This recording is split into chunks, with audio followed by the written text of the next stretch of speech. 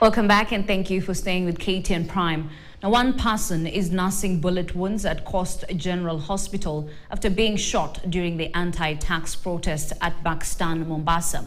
The 23-year-old man was shot after the protest turned violent, with human rights activists saying the protest had been infiltrated by bad elements who had a different objective. The county has already recorded 3 deaths since the beginning of the protests. Tobias Chanji with the details. It is early Thursday morning and the situation is calm in the coastal town of Mombasa. Tension is however high, but no one could have imagined that later on anti-finance bill protesters would come out. When their time was time, they came out in their numbers and as usual occupied the major roads. At various spots, the protest turned violent, prompting police to use force to disperse the crowd. One protester, a 23-year-old, was shot during the melee and rushed to Coast General Hospital.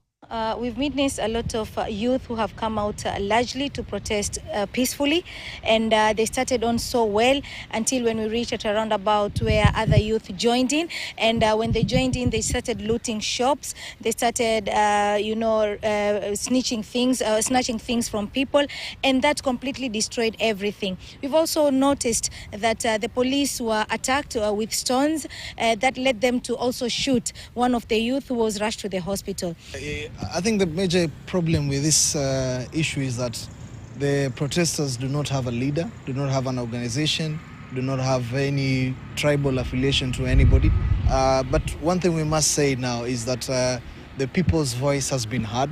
And yesterday's the president conceding that he has been able to agree with the people's issues, I think is an important factor. And for now, we are calling for constructive dialogue, accountability for the people that have actually been killed during this protest.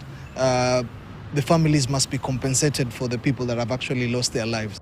We wish to remind the law enforcement agencies, and particularly the commanders, over the doctrine of command responsibility, and remind them that under the Rome Statute, they can be held personally responsible for violations of human rights that take place under their command. And this doctrine has been established since 1945. 3 people have already lost their lives occasioned by the protests, with their bodies lying at Coast General Hospital. This according to human rights organization Muhuri, which terms deaths as unfortunate.